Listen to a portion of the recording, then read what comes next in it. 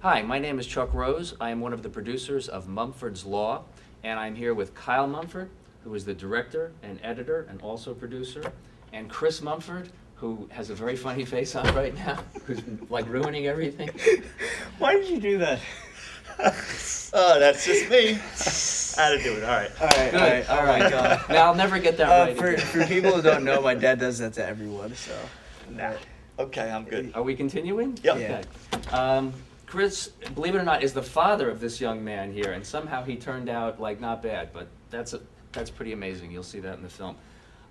Mumford's Law is a film about a father and a son, and it's an amazing film. It's an incredible film. Of course, I am a little bit biased. You'll have to judge for yourself. Let's talk about the film a little bit, you guys. Sure. I want to start with you, Kyle. Okay. Take us back. You spent many years shooting this film. Before you started shooting the film when you were 17 years old? Yeah. Before you even got the idea to shoot the film, what was going on in your head?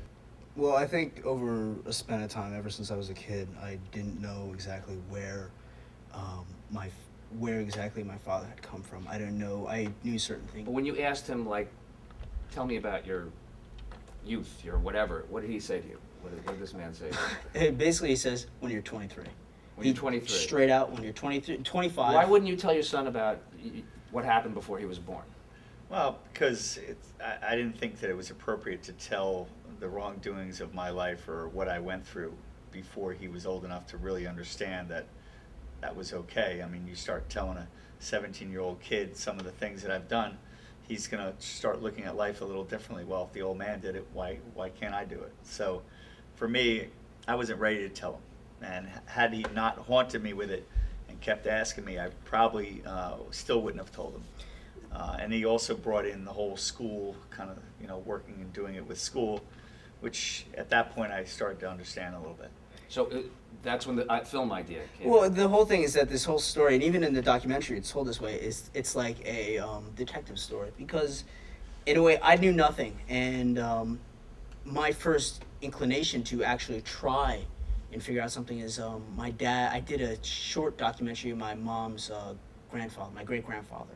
My dad loved it so much. He goes, "Well, I'm having my father come down for a weekend in Vermont. We had our house in Vermont. I want you to do an interview and I want you to make a little documentary out of him." Sure.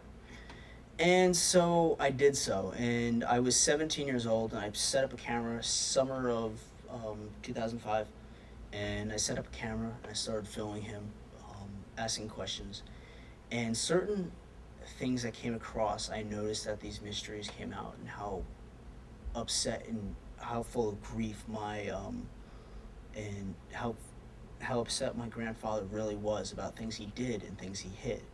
And that just piled up to more questions. I mean, all these years that have led up to now to the finishing of the product of the documentary have just been piled on with questions and questions of what happened here, why was this a result of this.